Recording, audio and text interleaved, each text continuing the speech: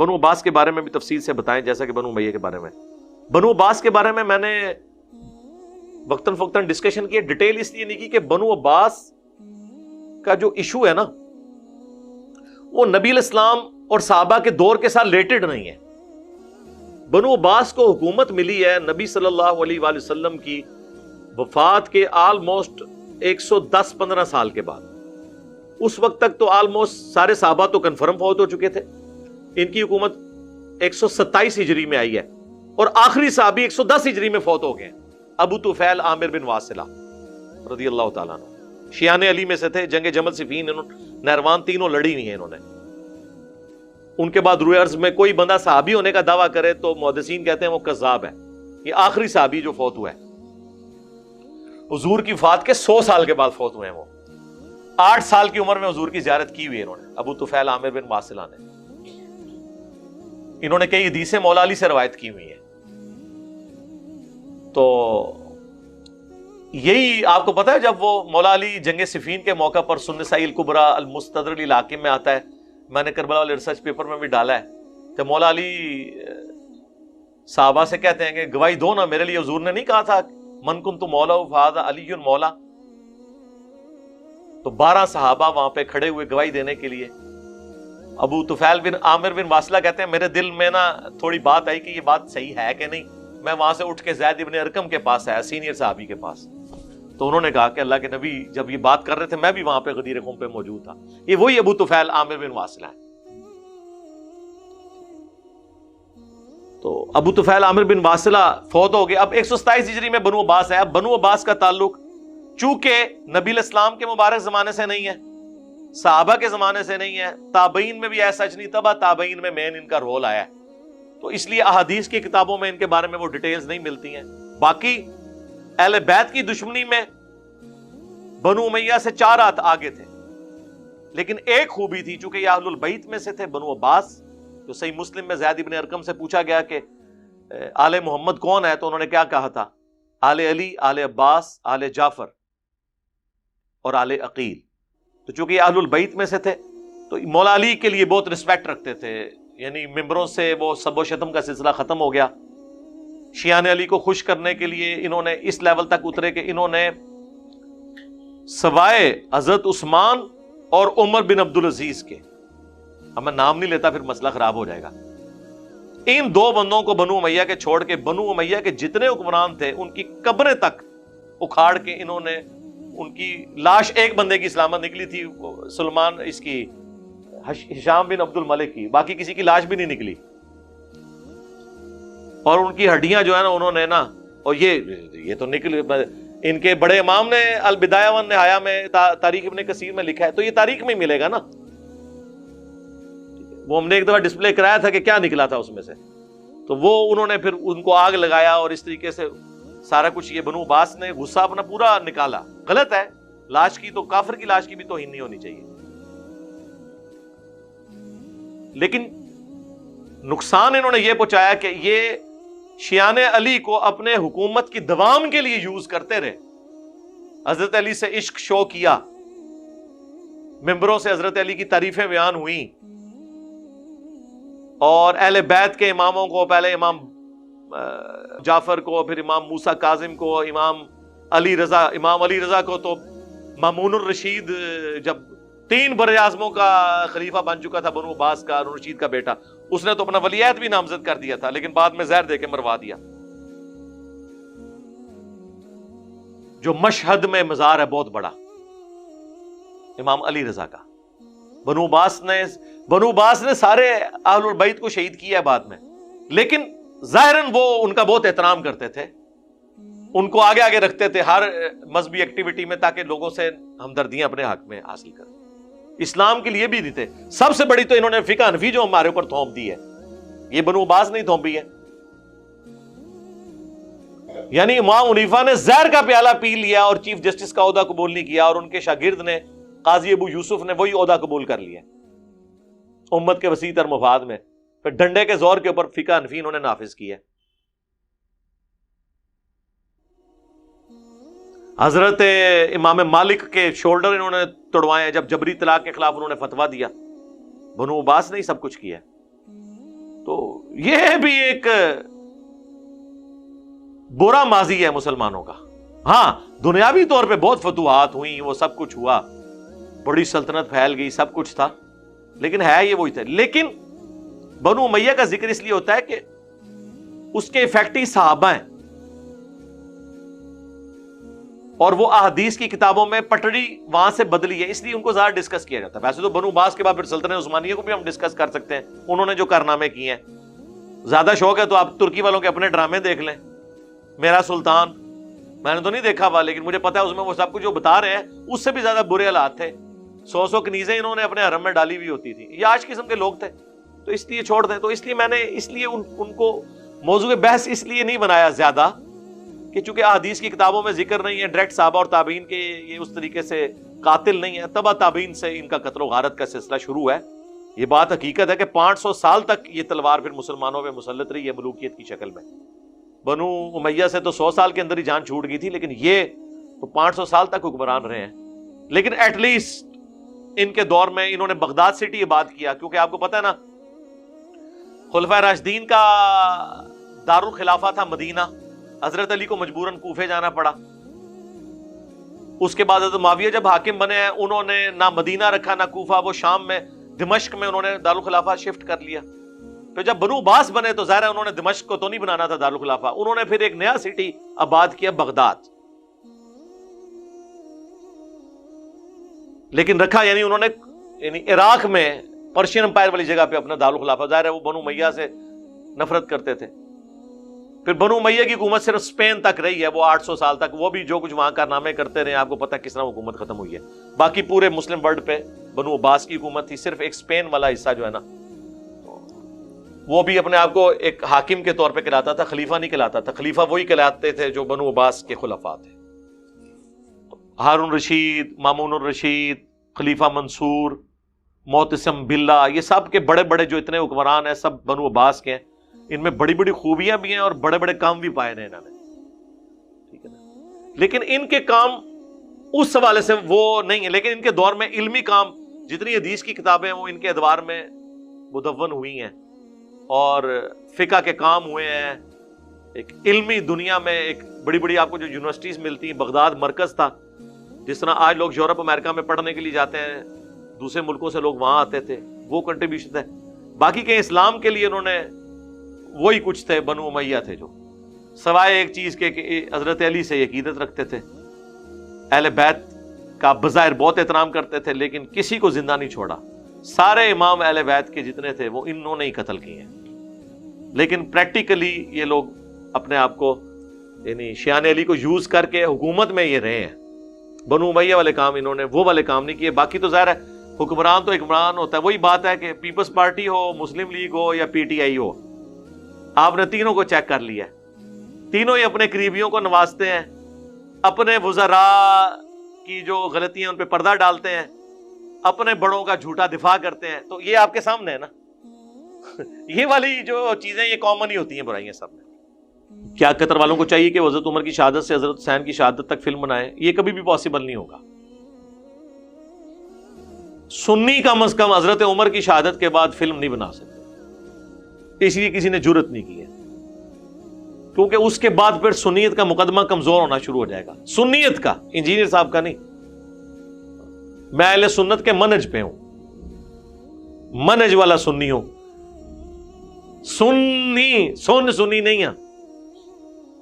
اس میں پھر آپ کو جو خلافت و ملوکیت میں مولانا مودودی رحمہ اللہ نے جو کچھ لکھا وہ سب کچھ فلمانا پڑے گا. اور اس کی سپورٹ میں میں نے کربلا والے ریسرچ پیپر میں بخاری مسلم سے جو احادیث بیان کی ہیں بتانی پڑیں گی. مجھے بتائیں اگر یہ وہ فلم بنائے, حضرت عثمان کا دور خلافت ہی نہیں فلما سکتے, وہ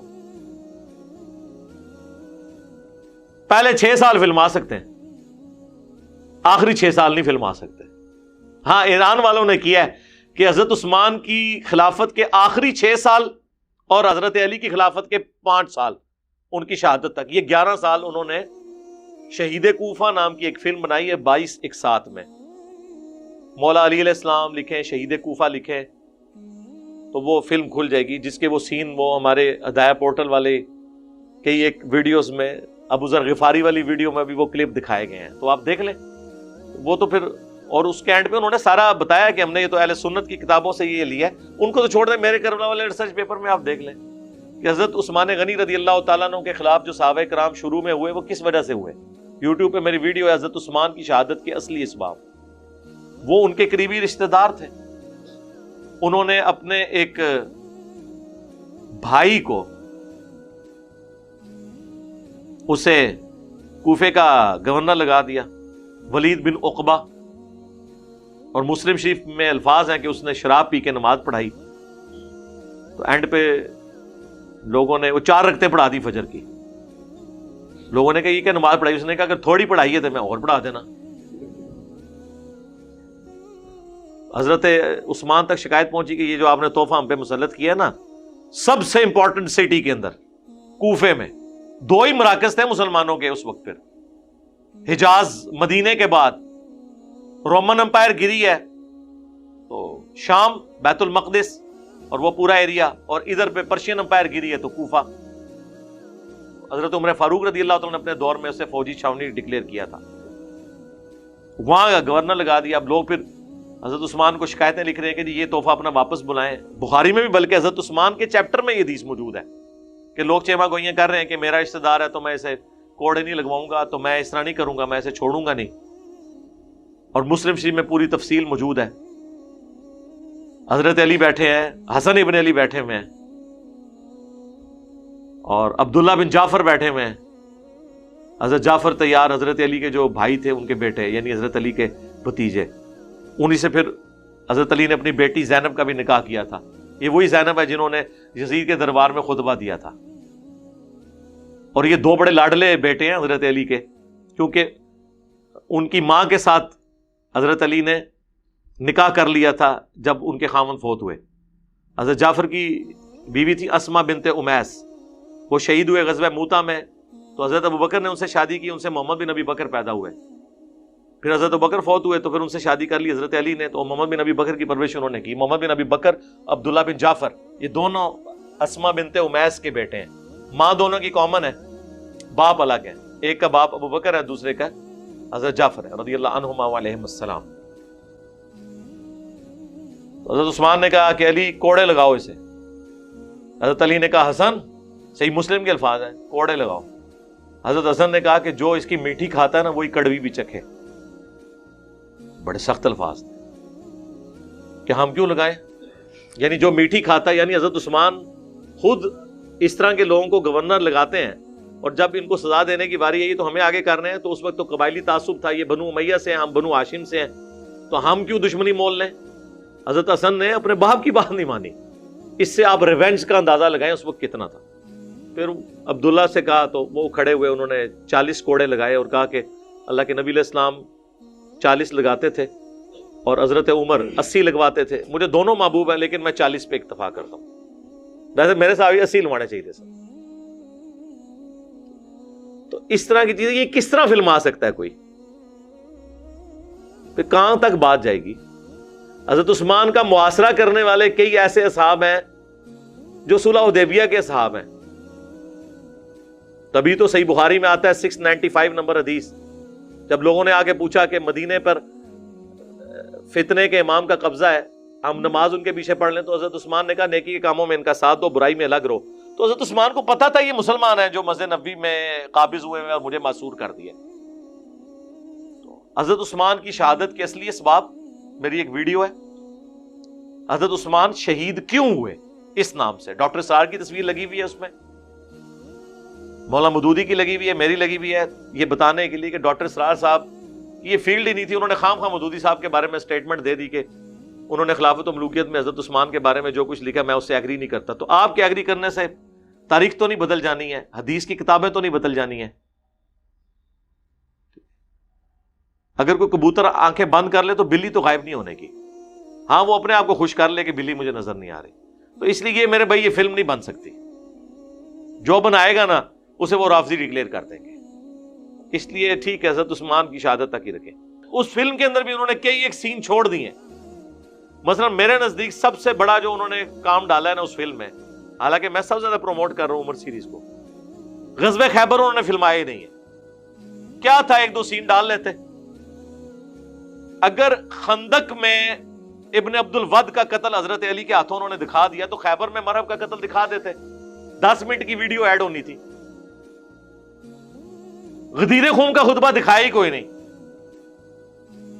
حجۃ الوداع کا خطبہ پھر بھی انہوں نے پریزنٹ کیا، غدیر خم کا دکھایا ہی نہیں ہے. تو ڈنڈی تو اس میں بھی ماری ہوئی ہے. اور سقیفہ بنی ساعدہ والا بھی جو کچھ دکھایا ہے وہ بھی فراڈ ہے، اس طریقے سے نہیں ہوا جس طرح انہوں نے دکھایا ہے. کچھ ٹھیک ہے، کچھ غلط بھی ہے. یہ جو فلم بنائی ہے اس میں بھی انہوں نے ظاہر ہے وہ سنیت کا مقدمہ انہوں نے پیش کیا نا، اسلام کا مقدمہ پیش کرنا چاہیے تھا. بہرحال اس میں بھی بہت کچھ ہے، جو انہوں نے بتا دیا وہ بھی بہت ہے. یعنی جب حضرت علی کے پاس ابو سفیان آتا ہے کہ جی ایک چھوٹے قبیلے کا بندے کو خلیفہ چن لیا ابو بکر کو، تو تم میرے ساتھ آؤ، میں مدینے کو پیادوں سے اور سواروں سے بھار دوں گا، تم خلافت کے حقدار ہو. تو ابو سفیان کو ڈانٹ دیا مولا علی نے اور کہا کہ جب تو مسلمان نہیں تھا اس وقت بھی دشمن اور اسلام کی حالت میں بھی دشمنی کر رہا ہے. یہ انہوں نے فلمایا. یہ بھی فلمایا کہ جب حضرت عمر سے لوگ ملنے آتے ہیں تو ابو سفیان بار کتنی دیر انتظار کرتا ہے اور کہتا ہے میں تو مکے کا سردار تھا، مجھے کیوں نہیں مل رہا. تو حضرت عمر ان لوگوں کو مل رہے تھے جو شروع میں مسلمان ہوئے تھے، وہ ان کے نزدیک تو کمی کمین تھے. وہ غصہ کھا گیا. لیکن حضرت عمر نے کہا نہیں، جو اسلام میں پہل کیے ہوئے ہیں وہ پہلے ہیں، یہ تو نہیں کوئی سردار ہے تو اب ادھر بھی مزے لوٹے اور ادھر بھی آ کے. یہ بھی انہوں نے فلمایا. جب شام فتح ہوتا ہے تو وہاں پہ سہیل ابن عمرو کے سامنے ابو سفیان کہتا ہے کہ پہلے یہ لوگ ہمارے بادشاہ تھے، اب ہم یہاں کے بادشاہ ہیں. تو کہتے ہیں نہیں، اللہ کے نبی کو اللہ نے بادشاہ بنا کے نہیں بھیجا. ٹھیک ہے، تو وہ والا جو معاملہ، اس طرح کے سارے سین انہوں نے فلمائے ہیں، چھوڑا کچھ نہیں ہے، لیکن کچھ چیزیں چھوڑ بھی دی. حضرت علی کی شہادت کی وجہ کیا تھی؟ حضرت علی کی شہادت کی وجہ خوارج تھے. خوارج کو بڑا غصہ تھا حضرت علی پہ. 3 خارجی تھے، انہوں نے آپس میں یہ طے کیا تھا کہ 3 بندے ایکسز آف ایول ہیں، نعوذ باللہ. حضرت علی، حضرت معاویہ، عمر بن عاص، تینوں کے لیے بندوں کی ڈیوٹیاں لگیں. حضرت معاویہ تو اس دن فجر کے لیے گھر سے نکلے ہی نہیں، اور عمر بن عاص زخمی ہوئے، وہ بچ گئے، اتنا زخم نہیں لگا. حضرت علی شہید ہو گئے، خارجیوں نے آپ کو شہید کیا تھا. اور لیکن کچھ دن آپ سلامت رہے ہیں، فوراً نہیں شہید ہوئے، ہوش میں تھے. ساتھیوں نے کہا ہم اس کا پورا گھر جلا دیں گے، پوری فیملی ختم کر دیں گے. حضرت علی نے کہا نہیں، اگر میں شہید ہو گیا اس زخم سے تو میرے بدلے اسی کو قتل کرنا، اور اگر میں بچ گیا تو پھر میری مرضی، میں اسے معاف کروں جو بھی مسئلہ ہے. اس کو بڑے آرام سے کھانا کھلایا، آرام سے رکھا. سر یہ حضرت علی کا حوصلہ ہے. اور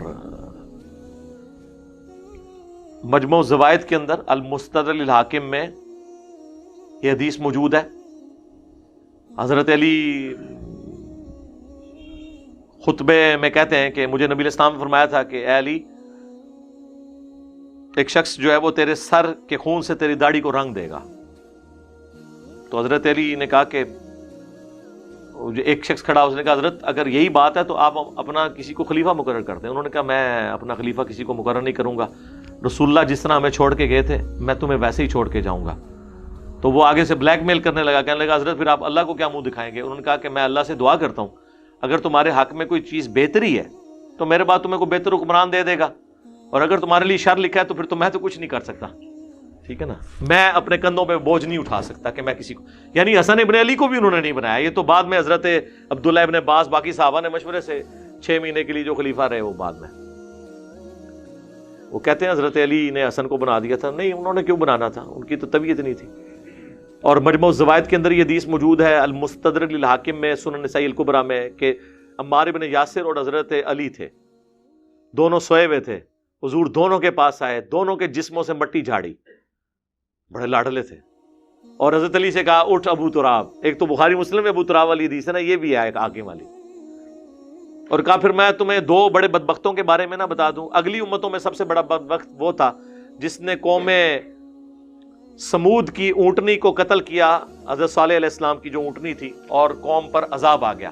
میری امت کا سب سے بڑا بدبخت وہ ہوگا جو اے علی تیرے سر کے خون سے تیری داڑھی کو رنگ دے گا. تو قوم سمود کی اونٹنی قتل کرنے پہ قوم سمود پہ عذاب آیا، مولا علی کو قتل کرنے پہ، مولا علی کو تکلیفیں دینے پہ اس امت پہ ایسا عذاب آیا کہ دوبارہ خلافت راشدہ قائم ہی نہیں ہو سکی. اب امام مہدی والا معاملہ ایک ایکسٹرا آرڈنری ہے وہ ایک الگ بات ہے.